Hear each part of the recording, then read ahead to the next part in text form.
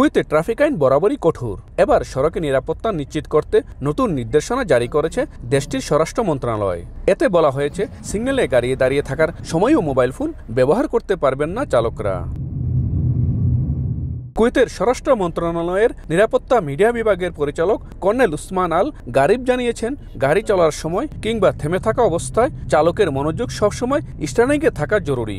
Phone হাতে নেওয়া বা ব্যবহার করা চালকের মনোযোগ বিঘ্ন ঘটায় এবং দুর্ঘটনার ঝুঁকি বাড়ায়। অনেক সময় চালক মোবাইলে ব্যস্ত থাকায় সবুজ বাতি জ্বলার পরেও গাড়ি না চালানোয় ট্রাফিক প্রবাহে বাধা সৃষ্টি হয়।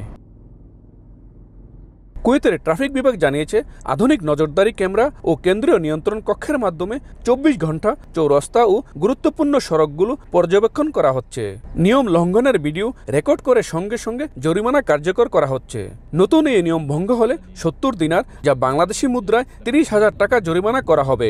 সুন্দর টাইম করছে। ট্রাফিক সিগন্যালে যদি কেউ মোবাইল টিপাটিপ করে তার 75 কেজি জরিমানা হবে। আমরা চাই যে সবাই আইন মেনে চলি, কুয়েতে আইনটা সবাই মেনে চলি আমাদের জন্য ভালো, সবার জন্য ভালো। এখন আমরা লিগ্যাল ভাবে গাড়ি চালাইলে আশা করি আমাদের যারা দেশি ভাই আছি সবাই সতর্কভাবে গাড়ি চালায়, তারও কোনো সমস্যা নাই। কুয়েত সরকারের এই উদ্যোগ শুধু কঠোর আইন প্রয়োগ নয়, বরং নাগরিক সচেতনতা বৃদ্ধিরও এক গুরুত্বপূর্ণ উদাহরণ হিসেবে দেখা হচ্ছে।